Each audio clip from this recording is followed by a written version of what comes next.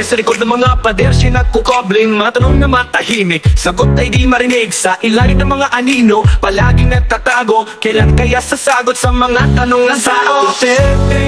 Nagtatago sa dilim, di man dinagdanilalang ang mga usapin. Tila ba'y tinatanggilang sa isang mundo ng takot? Siya ba'y nariyan?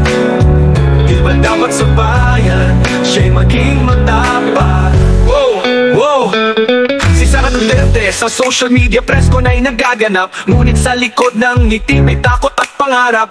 Dapat ipakita anong narito dapat sa ngalan ng katotohanan. Huwag na sana magtago kapatid. Si Sara Duterte nagtatago sa dilim, di man dinagdanilalang ang mga usapin. Tila ba'y tinatanggilang sa isang mundo ng takot? Siya ba'y nariyan? Di ba dapat sa bayan siya'y maging matapat? Tayo nagmamasid sa kanyang galaw, sana'y makita ihip ng totoong pagbabago.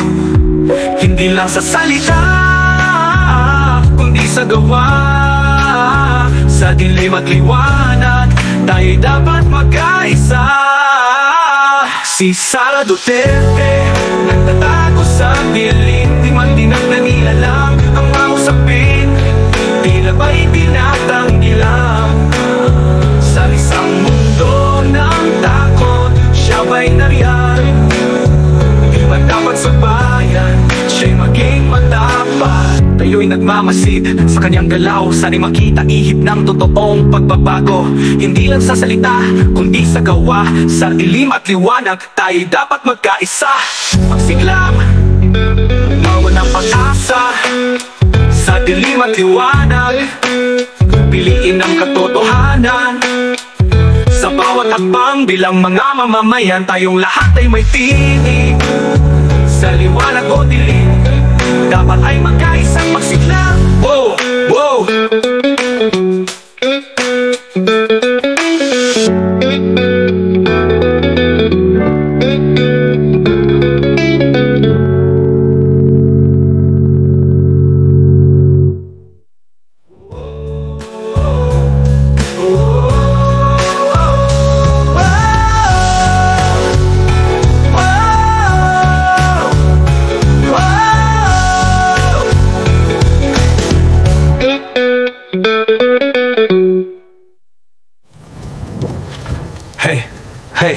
Hey, si Sara Duterte sa likod ng mga pader, siya nagkukobling. Mga tanong na matahimik, sagot ay di marinig. Sa ilalim ng mga anino, palagi nagtatago. Kailan kaya sasagot sa mga tanong nagkaisa?